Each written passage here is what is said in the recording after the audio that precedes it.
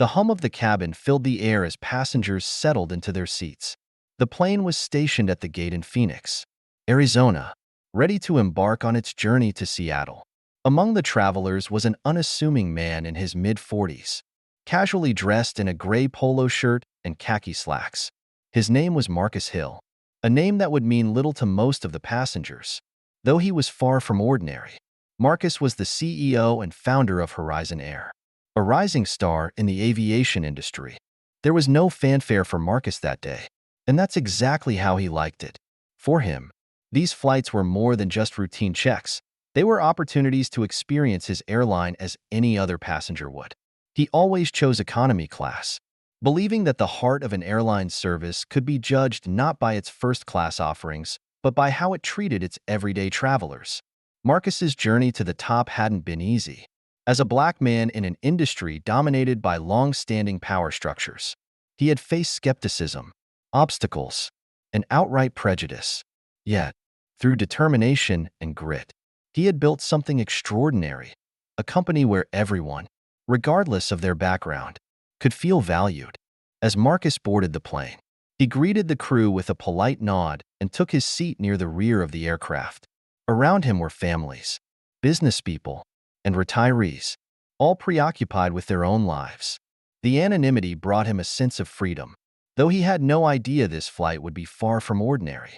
The air buzzed with pre-departure activity, overhead bins slamming shut, safety announcements echoing faintly, and flight attendants conducting last-minute checks.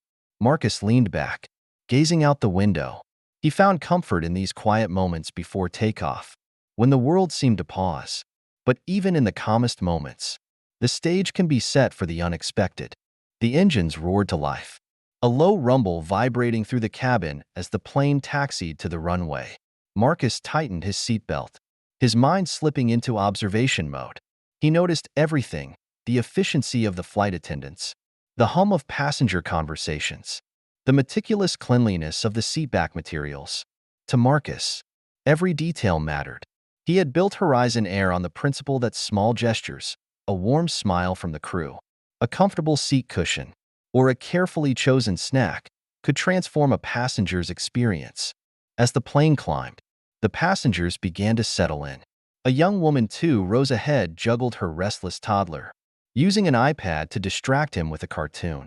Across the aisle, an elderly man flipped through a paperback novel, his glasses perched precariously on his nose.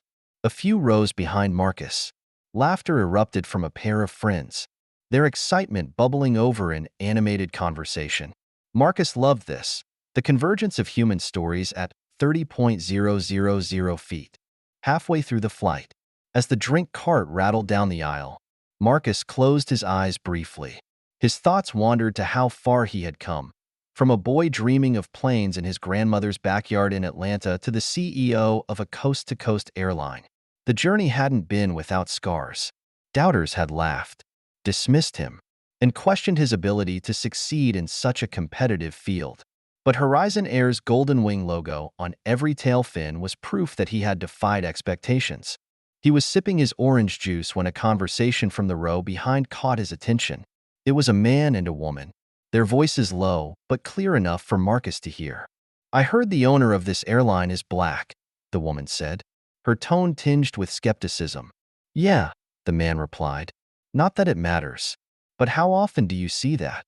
Running an airline? Let's see how long it lasts." Marcus's hand froze midair. He wasn't shocked. This wasn't the first time he'd encountered such sentiments. But hearing it on his airline, from his customers, hit differently. He resisted the urge to turn around, choosing instead to let their words sink in. The woman continued, "I mean, the flight's nice enough. Seats are comfortable. Staff is friendly. But you know how these things go. Let's see if it's still here in a few years." Their words weren't hateful, but they carried a damaging weight, a quiet doubt rooted not in experience but in assumptions. Marcus focused on the hum of the engines and the flight attendant offering coffee a few rows ahead. But the conversation lingered in his mind. This wasn't just about him. It was about everything he represented. He thought of his grandmother, who had often reminded him, "People's doubts aren't about you, Marcus. They're about themselves." Don't let their fears shape your reality. Her words steadied him now. Marcus pressed the call button. A young flight attendant named Luis approached with a warm smile. Can I help you, sir?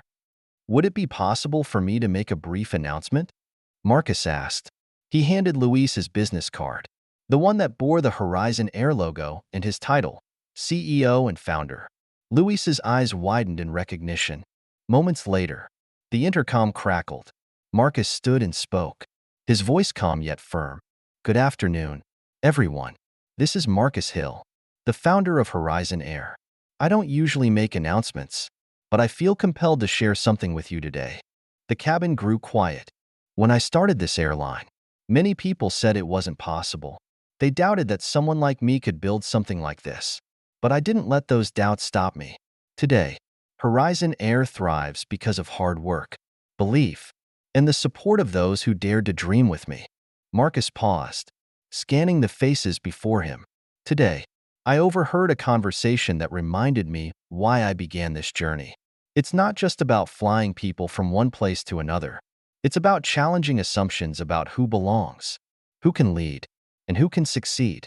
Assumptions may be unspoken, but they have power. They shape how we see the world and each other. Some passengers nodded. Others appeared thoughtful. Greatness doesn't have a single face or background. It belongs to anyone willing to work for it. So as you continue your journey today, I encourage you to reflect on the assumptions you carry. Let's see the world not just for what it is, but for what it can be. The cabin was silent. Marcus smiled. Thank you for flying with us. We're honored to be part of your journey. As Marcus handed the intercom back to Luis and resumed his seat, he felt the weight of the moment. The passengers around him were quiet, processing his words. The two behind him, whose conversation had sparked his announcement, sat still. Realization dawned slowly on their faces. As the plane landed and passengers began to disembark, Marcus stood near the crew, shaking hands and thanking passengers. The elderly man with the novel paused. That was a powerful message, he said, gripping Marcus's hand. Keep doing what you're doing. The two behind him approached next, their expressions a mix of embarrassment and respect. The woman spoke first. You're the CEO? Marcus nodded. I am, but today, I'm also a passenger, just like you. I'm sorry for what I said earlier, the man said, his voice quiet. I didn't mean anything by it. I just wasn't thinking. Marcus met his gaze, calm and steady. We all have moments like that. What matters is what we take from them. The woman nodded. Your airline is amazing, and your message really made me think. That's all I can ask, Marcus replied. As they walked away, Marcus felt a sense of fulfillment. This flight had been like many others until it wasn't.